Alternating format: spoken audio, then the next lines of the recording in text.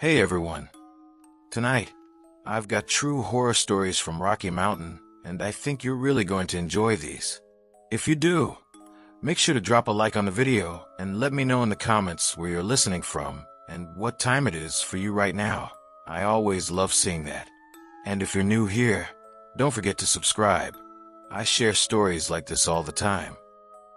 Only about 4.4% of viewers who watch these videos are actually subscribed. If you enjoy the stories and want to support the channel, please consider subscribing. It really helps a lot and keeps new content coming your way. Alright, if you're ready, let's dive straight into tonight's chilling tales.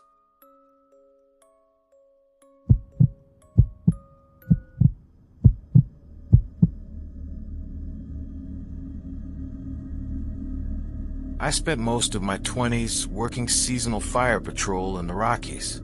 It wasn't some glamorous wilderness hero job. It was long hours of sitting in silence, watching tree lines, logging smoke sightings, and dealing with isolation that crept into your head if you didn't stay on top of it. I took pride in it anyway.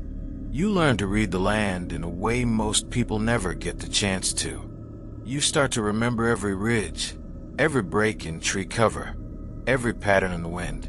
The lookout tower I worked in the most sat on a ridge outside a small mountain town. The tower had been decommissioned years earlier, but it hadn't been demolished.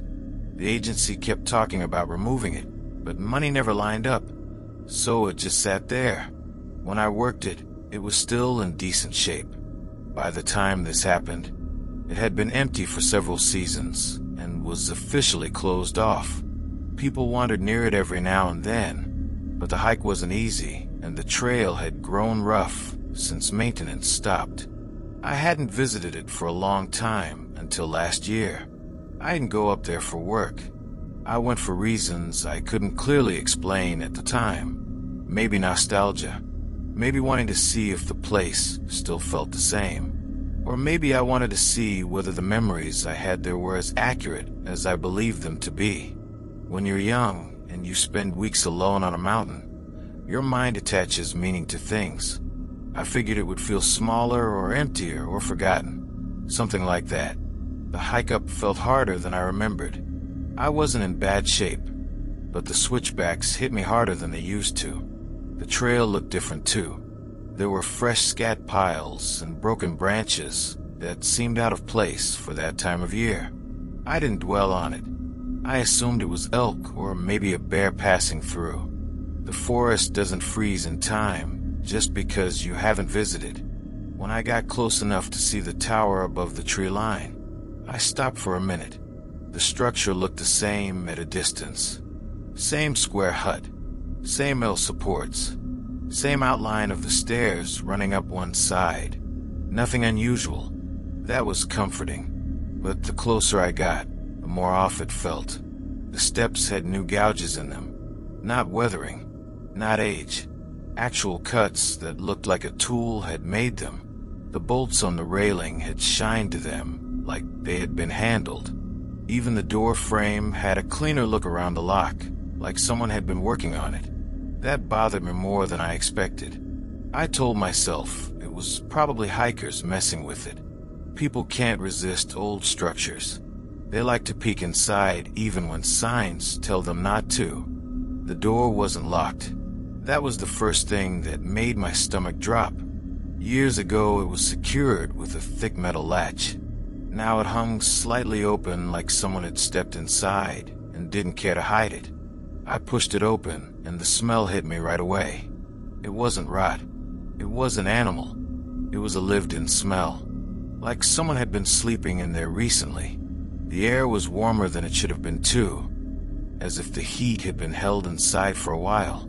There were things scattered around that never belonged to me or the previous crews. A pile of clothes sat in one corner, a scratched metal bowl, a sleeping bag that didn't look weather-beaten enough to have survived a full winter in an abandoned tower. Whoever had stayed there hadn't been gone long. What stopped me completely was the logbook. I left my old logs in the drawer back when the place closed. They should have been buried under dust. Instead, The drawer was open, the book was out, and someone had been writing in it. My old notes were still there, but the recent entries weren't mine. At first, I thought maybe a curious hiker had scribbled something, but the handwriting wasn't sloppy. It was clean and controlled. The dates were recent. Some entries were time-stamped. They weren't written like random doodles. They looked like someone tracking patterns. The first page I flipped had my name on it. It wasn't written like a message. It wasn't a thread. It was more like a note, a record. It said I was due to return soon. The date next to it matched the week I actually decided to make the trip. I hadn't told anyone I was going. I planned it on my own. I didn't even put it in my phone calendar. I stood there trying to reason through how a stranger could have predicted that. Maybe it was coincidence. Maybe they wrote it after seeing me arrive. But the entry above it was older. Someone had been expecting me. I went through more pages. Each entry was about the surrounding area. Times when animals passed. Times when hikers were in sight. The dates went back almost 2 months. This wasn't a casual visitor. Someone had been living in the tower for weeks, maybe longer. Then I found the sketch pages. Whoever wrote the logs also drew maps. Crude ones, but accurate enough. Region outlines, trails, clearings, streams. All normal until I noticed the path that led down the mountain. My route. Someone had drawn the entire trail system, but they highlighted the one I had taken to reach the tower that day. And they had marked points along it. Points with notes next to them about what I was doing. Some said things like, rested here, adjusted pack, or look back twice. Those weren't old records. Those were from earlier that same day. I remember my throat tightening. I kept trying to calm myself with rational explanations. Maybe someone else was coming up behind me. Maybe someone else looked like me. But there were descriptions in the margins. They mentioned the color of my jacket, my pace, my height. There was no room for mistaken identity. That was when I noticed the window, not the glass itself, the frame. Someone had set a small metal mirror against it facing outward. It wasn't big, just enough to catch angles from below. If someone had been watching the trail from inside that tower, they could track anyone coming up without being seen. I realized I needed to leave. Everything inside me told me to get out of the structure before whoever had been using it decided to come back. I stepped away from the logbook and moved toward the door, trying to stay calm, trying not to make sudden movements that would echo through the thin floorboards. Before I reached the threshold, I saw something I hadn't noticed on the way in. Muddy footprints near the back wall. They weren't mine. They weren't faded or old. They were damp, fresh. They pointed toward the corner behind the cabinets, which didn't make sense because I hadn't heard anyone inside. I didn't check the corner. I didn't want to know whether someone was crouched back there. I stepped outside and pulled the door shut gently. Then I started down the steps steadily, not rushing, not making it obvious that I was scared. Once I hit the tree line, I picked up my pace. The whole time I kept expecting to hear footsteps behind me, or movement above me, or anything that told me the tower's occupant was awake. But the forest stayed quiet. The only thing that happened on the way down was the sense of being watched, not the vague paranoia kind. It was the same pressure you feel when someone stands behind you in a grocery line. Controlled, intentional, real. By the time I reached the parking lot, it was close to evening. My truck was fine. Nothing touched, nothing broken. But stuck under the wiper was a folded piece of notebook paper. The handwriting matched the logbook. It said, "I thought you'd stay longer this time." There was no name, no threat, just that one line. I drove away without looking back at the ridge. I didn't report it to anyone because I knew what the response would be. Stragglers squat in old structures all the time. Agencies only act if there's violence or fire risk. They wouldn't send anyone up just because someone watched me too closely. For weeks afterward, I kept going over it in my head.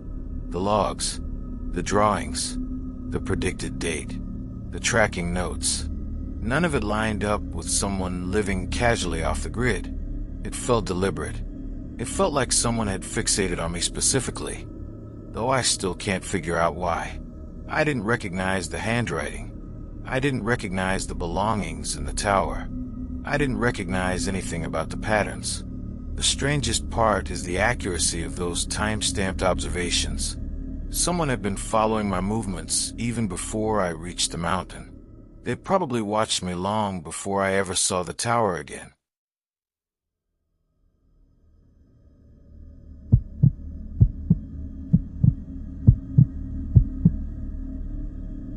I had spent most of my life around the Rockies, camping and hiking with friends when I was younger, but this time I decided to take a solo fishing trip to a small lake that was tucked away in a valley I had only heard about from locals, and I planned to stay for 3 nights, bringing only the bare essentials and my fishing gear because I wanted the simplicity of it, not a complicated trip. I arrived mid-afternoon on a Wednesday, parking my old pickup at the edge of a dirt road and walking the remaining mile to the lake, carrying a backpack that was heavier than I expected, but manageable. And when I finally reached the shore, the lake was calm, the kind of quiet you notice not because it's peaceful, but because there are no other people around and no sound of cars or planes, just the water and the wind brushing across the trees. I set up my small tent a little way back from the water, unpacked my fishing gear, and decided to fish before setting up a proper campfire for the evening. The fishing was slow at first, just a few small catches, and I had no one to talk to, no one to check in with, and the silence started to feel heavier the longer I stayed alone. By the second night, I had noticed that my phone didn't get a signal, which wasn't unusual for that area. But what unsettled me was that I had seen footprints along the edge of the lake that weren't mine, fresh and heading along the shoreline in both directions, and I couldn't tell if they were from an animal or a person, because they were oddly shaped, larger than my boots but too narrow for a typical hiker's. I told myself it was probably another fisherman, maybe someone camping further away, but the area was remote, and I hadn't passed another car or sign of people on my way in. That night, as I lay in my tent, I heard something dragging along the shore, slow and deliberate, like someone moving a heavy object through the brush, and when I unzipped the tent to look, I didn't see anyone. Only the ripples in the water where the movement had been. I spent the next day fishing and trying to ignore the feeling that I wasn't alone. But when I went back to check the prints, they had circled closer to my tent, coming from the woods behind me and leaving the path to the lake untouched, and I realized there was no other logical explanation for how they moved that way except that whoever or whatever had made them had been watching me without me noticing. I didn't see anyone again during the day, but I noticed my bait was being tampered with, lines tangled in ways I hadn't left them, hooks bent slightly, and each time I tried to prepare for another night, the unease kept building, like someone was just waiting for the right moment. The third night, I decided I wasn't staying, packing up everything as fast as I could, but as I walked along the shoreline back toward the truck, I caught movement out of the corner of my eye, dark against the trees, following the same path as the prints, keeping pace without breaking cover, and I started running, not looking back, sprinting across uneven ground, falling a few times, and finally reaching the road where I could see my truck. When I got in and locked the doors, I thought I was safe, but in the rearview mirror I could see something moving along the tree line, keeping pace with me even as I drove back toward the nearest town. And only when I reached the main highway did it stop, disappearing into the trees as though it had never been there. I told friends about it later, and some laughed. Some warned me about staying alone in those areas, but I knew what I had seen, and to this day, I haven't gone back to that lake. Something had been watching me for days, moving quietly, and I can't explain why it never approached until I left. But I haven't been able to shake the feeling that if I had stayed another night, it wouldn't have let me leave.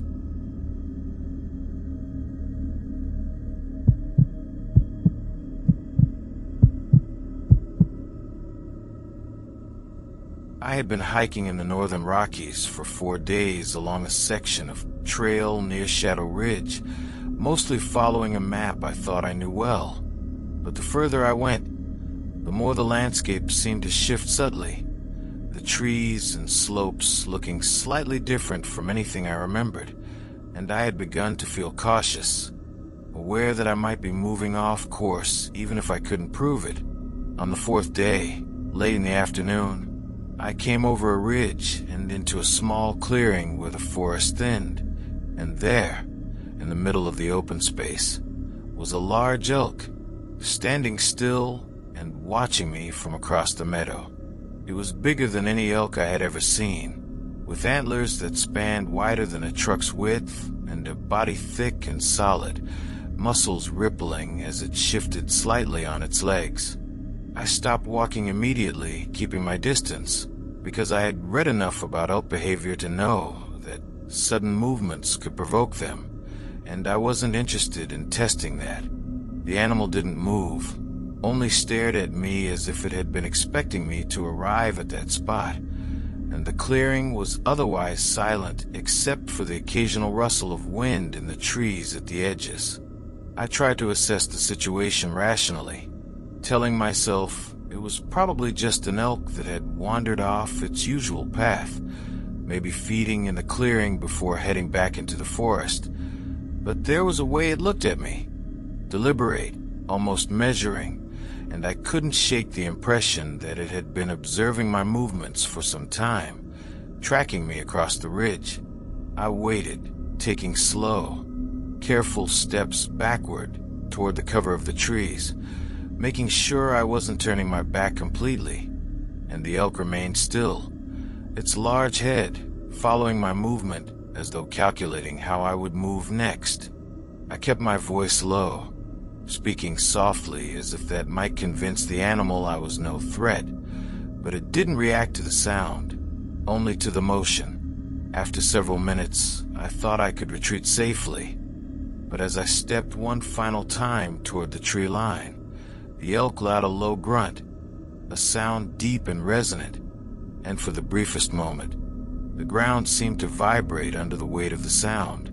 Its body tensed, and I froze, realizing if it charged, I wouldn't have anywhere to run. It didn't charge. Instead, it turned slowly, not running, but moving deliberately toward the forest along the opposite edge of the clearing, and I stayed perfectly still until it had crossed most of the open space. Then I edged backward carefully, watching it disappear among the trees. I waited another 10 minutes before moving, convinced that any sudden action could bring it back or attract it. And when I finally continued down the ridge, I couldn't stop thinking about the way it had seemed to watch, to wait, almost like it knew I would appear at that spot at that exact time. For the next few hours, I kept glancing back over my shoulder, half expecting to see it following silently through the trees, and I walked faster, more deliberately, keeping a mental map of every landmark in case I needed to retrace my steps. By the time I returned to the small clearing where I had planned to camp, I was tense, constantly checking my surroundings, and when night fell, I set up my tent as close to the cover of trees as possible, avoiding the open spaces entirely. The elk never appeared again, but the encounter left a lasting impression. It wasn't fear in the sense of danger exactly, but a recognition that I had crossed into the territory of something completely aware and observant, an animal so large and deliberate that it seemed to exist on a scale I couldn't measure, and I couldn't shake the idea that it had been waiting, perhaps for days, to see who would cross its clearing. Even after I left Shadow Ridge, the memory stayed with me.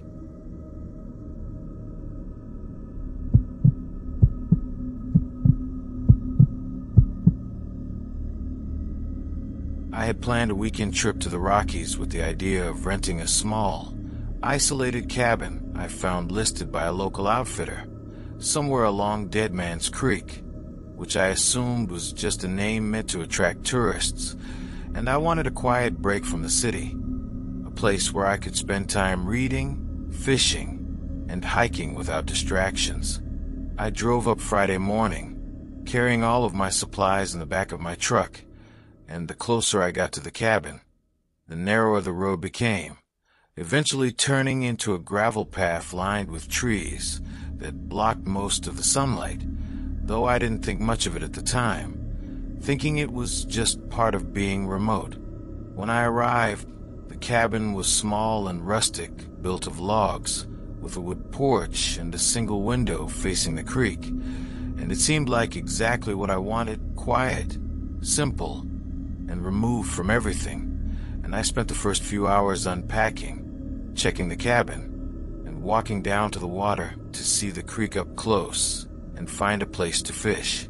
The first night was uneventful, just me cooking dinner over the small stove and reading until I fell asleep. But when I woke up early Saturday morning, I noticed something odd along the creek.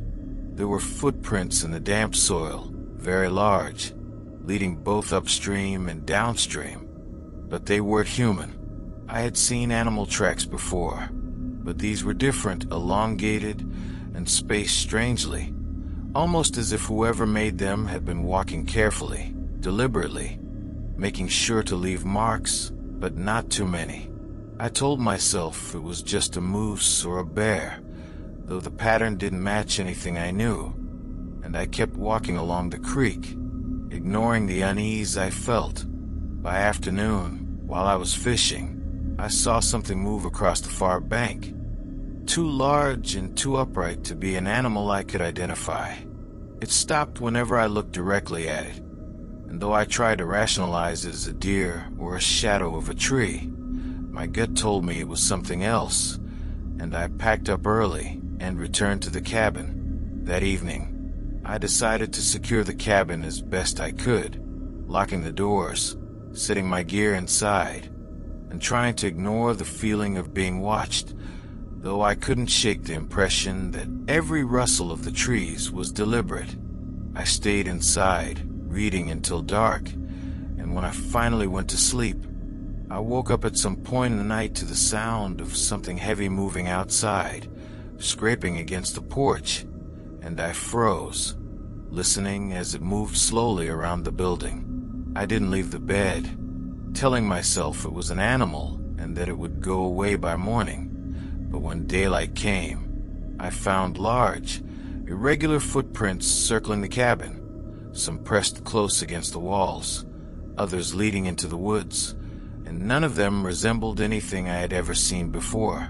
Saturday afternoon, I decided to hike a trail marked on a map nearby, thinking the movement outside the cabin had been temporary, and I followed it up into a dense section of forest along the creek.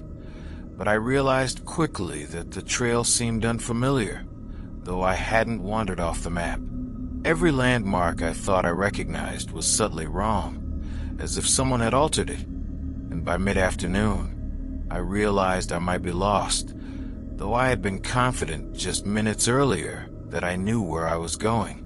The further I went, the more I noticed signs of something else being there. Broken branches at a height too tall for an animal to reach, scratches in tree trunks that weren't consistent with normal wildlife, and the occasional glimpse of movement far in the shadows, always retreating when I tried to focus on it. I turned back, and on the way down, I saw the footprints again, large, uneven, and leading from the cabin up into the forest, the same path I had just walked, though I had never seen them before heading up. When I returned to the cabin, the door was slightly open, even though I had locked it before I left. And inside, my gear was shifted slightly. Nothing was missing, but everything was out of place, as though someone, or something, had been inside and moved things without a purpose I could understand. I packed what I could quickly, deciding to leave immediately. But as I loaded my truck and started driving down the narrow road, I looked back at the cabin, and for a brief moment, I thought I saw a figure standing on the porch, tall and dark, unmoving, watching me leave.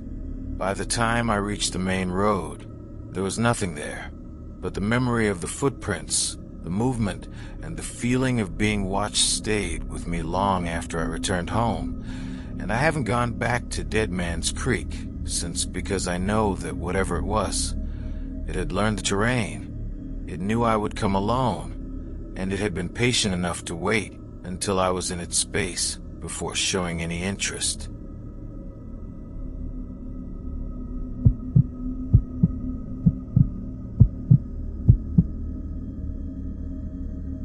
I had always loved the idea of spending time in the high Rockies alone, away from the noise of the city and the responsibilities that never seemed to stop. And after a particularly rough month at work, I decided to take a week off and do a solo backpacking trip through a section of trail that ran along the east slopes, known for being quiet and not heavily trafficked.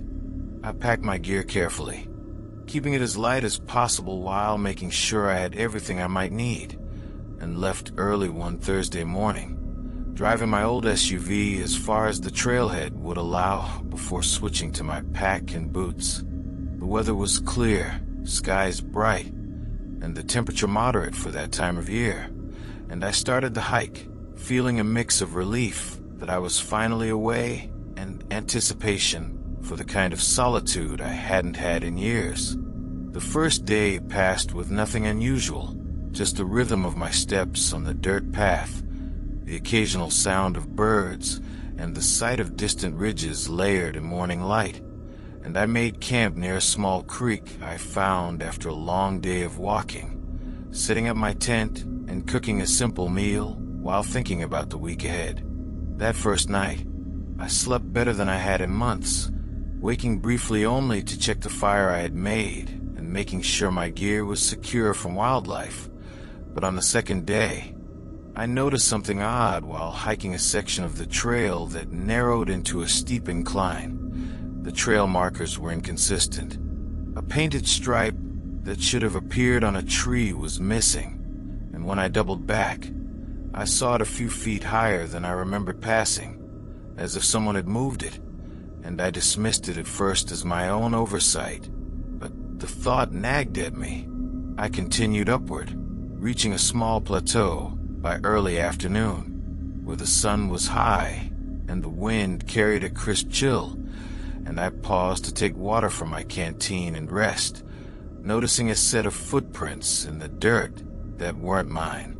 They were large and seemed fresh, heading along the path I had just come, but the spacing was uneven, almost hesitant, and I couldn't tell if it was a person or something else.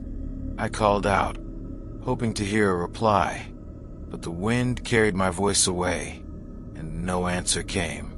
I shrugged it off, convincing myself it was likely another hiker, though the trail was rarely used. As I continued, the day passed with small, subtle signs that I wasn't entirely alone. My food bag was slightly moved when I stopped to rest. My water bottle tipped over in a way I was certain I hadn't done, and I occasionally caught glimpses of movement between trees. But when I looked directly, there was nothing there. By the third day, I had climbed higher into a ridge where the trees thinned and the rock outcroppings created narrow passes, and it was then that I realized I might be lost. The trail had split several times, and I couldn't find the markers I had followed before, and though I had a map and compass, nothing looked familiar.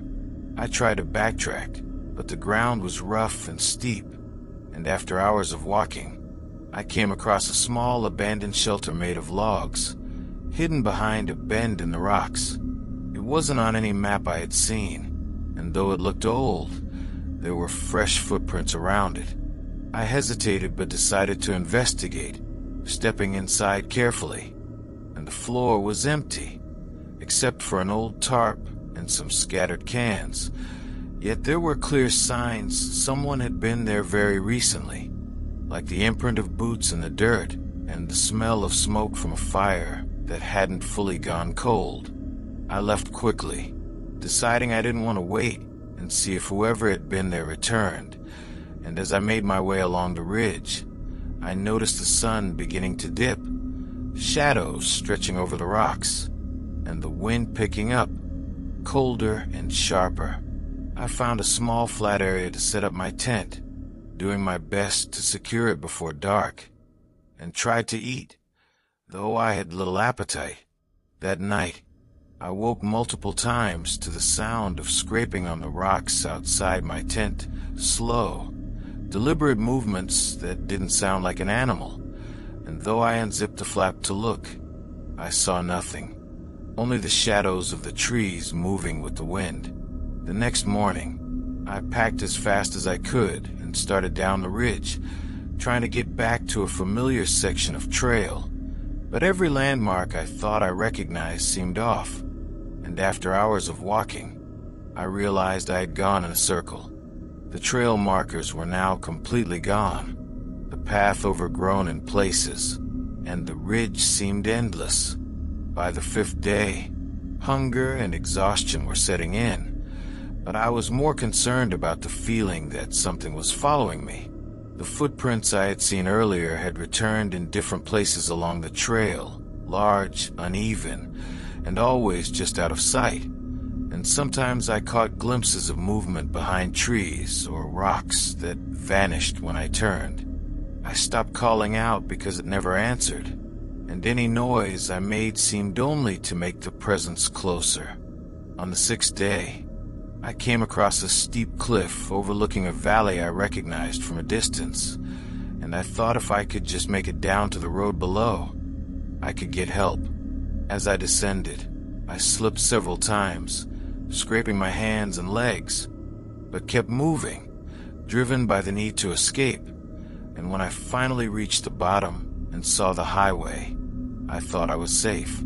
I started walking toward it, waving to passing cars, but when one truck slowed, I noticed a shadow at the tree line, following every step I took, staying just beyond the edge of the road. I kept moving, finally reaching a gas station and telling the clerk what had happened, but when I called the ranger station to report it, they told me no one had been in that area for weeks, and no shelters like the one I found existed on the ridge.